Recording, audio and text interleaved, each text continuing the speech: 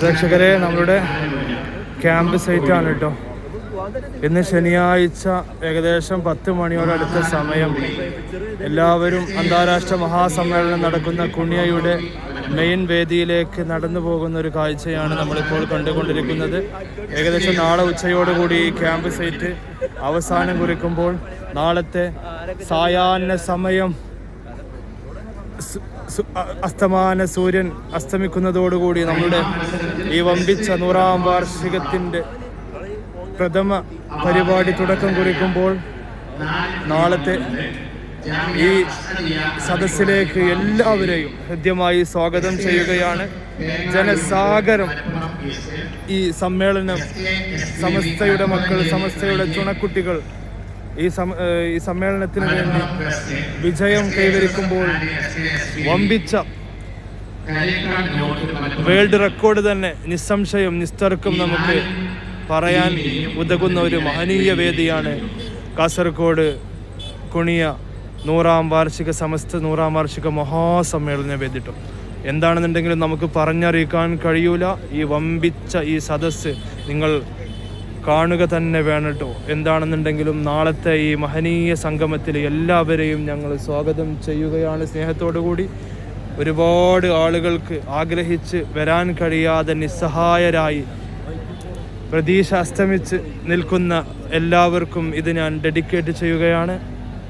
അതുപോലെ ഒരുപാട് ആളുകൾ ഈ സമാപന വേദിയിലേക്ക് വരാൻ ആഗ്രഹിക്കുന്നവരുണ്ട്, വഴിമധ്യേ കടന്നു വരുന്നവരുണ്ട്, ഹതഭാഗ്യവാന്മാരിൽപ്പെട്ട് ഈ വേദി നഷ്ടപ്പെട്ടവരുണ്ട്. അവർക്കൊക്കെ വേണ്ടിയിട്ട് ഇത് ഞാൻ നിങ്ങൾക്ക് സമർപ്പിക്കുകയാണ്. ഒരുപാട് ആളുകൾ, സമസ്തയെ സ്നേഹിക്കുന്ന പലരും ഇന്ന് വിദേശ നാടുകളിൽ കഴിയുന്നുണ്ട്. അവർക്കൊക്കെ വേണ്ടി ഇതാ ഈ അസ്തമാന ഈ രാത്രി കാഴ്ച നിങ്ങൾക്ക് ഞാൻ ഡെഡിക്കേറ്റ് ചെയ്യുകയാണ്. വമ്പിച്ച നമ്മുടെ ജീവിതത്തിൽ ഇനി ഇങ്ങനത്തെ ഒരു സദസ്സ് കിട്ടുമോ എന്നൊന്നും നമുക്കറിയില്ല. ഏതാണെന്നുണ്ടെങ്കിലും ഈ മഹനീയ ടെന്റ് ക്യാമ്പ് വളരെ വിപുലമായി മനോഹരമായി നടക്കുമ്പോൾ എല്ലാവരെയും നാളത്തെ അന്താരാഷ്ട്ര മഹാസമ്മേളനത്തിലേക്ക് സഹർഷം സവിനയം ക്ഷണിക്കുകയാണ്, സ്വാഗതം ചെയ്യുകയാണ്. നാളെ നടക്കുന്ന കാസർഗോഡ് കുണിയ എന്ന് പറയുന്ന പ്രദേശത്തിലേക്ക്. അപ്പോൾ ഇതൊക്കെ തന്നെയാണ് പറയാൻ കഴിയുന്നത്. എന്താണെന്നുണ്ടെങ്കിലും മഹാസംഗമം മനുഷ്യക്കടൽ തീർക്കുമ്പോൾ ജനസാഗരം നിറഞ്ഞൊഴുകുന്ന ഒരു മനോഹര കാഴ്ചയുമായിട്ടാണ് കുണിയ ക്യാമ്പ് സൈറ്റ് നിങ്ങൾക്ക് വിളിച്ചോതുന്നത്.